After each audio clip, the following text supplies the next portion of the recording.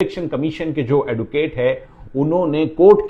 Supreme court में यह statement दिया है कि इलेक्शन कमीशन ने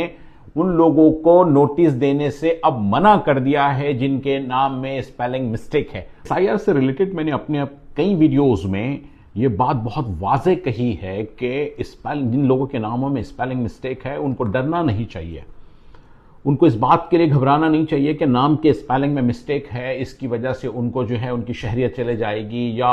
इलेक्शन लिस्ट से उनका नाम हटा दिया जाएगा, वोट करने के वो काबिल नहीं रहेंगे। और कई लोगों ने ये बात बोल बोलकर डराया भी है, लेकिन आपको याद होगा कि मैंने कभी भी हमेशा इस मामले को लेकर कहा है कि डरना नहीं चाहिए। स्पेलिंग मिस्टेक्स के वजह से किसी की शहरियत अगर जाने लग जाए तो आधे से ज्यादा भारत के लोग बाहर हो जाएंगे। आप यूँ समझिएगा कि हर दूसरा तीसरा बंदा जो है उसके नाम में स्पेलिंग मिस्टेक्स होगी। और अल्हम्दुलिल्लाह कल सुप्रीम कोर्ट में वेस्ट बंगाल एसआईआर को लेकर तृणमूल कांग्रेस की तरफ से जो पिटीशन फाइल की गई थी उसमें यह कहा है कि 1 करोड़ लोगों को जो है एसआईआर के फर्स्ट राउंड के बाद नोटिस इशू की गई है। उसमें जो सबसे मेन इशू था वो था लॉजिकल डिस्क्रिपेंसी, मतलब ऐसे सवालात तो खड़े हो गए हैं जो अकल के बाहर है, जैसा कि कुछ बच्चों की उम्र अपने माँ बाप से ज्यादा है, कुछ माँ बाप की 100 औलादे हैं, और इन लोगों को नोटिस देकर यह पूछा गया कि आप आकर बतलाइए क्यों ऐसा है। लेकिन साथ ही साथ कई लोगों को जो है नोटिस दी गई थी जिसके नामों में मिस्टेक्स हो,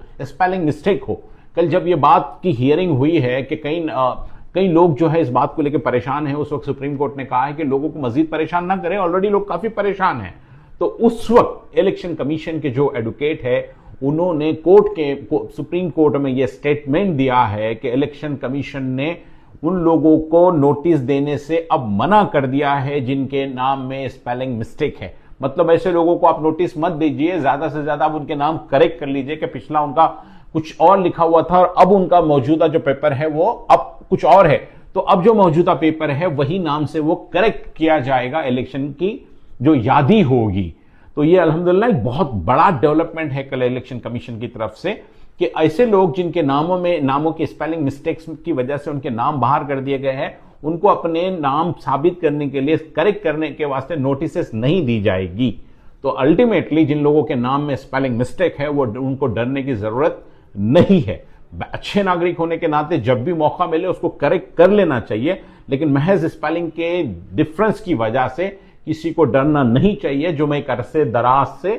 कहते आ रहा हूं और अल्हम्दुलिल्लाह कल वही हुआ।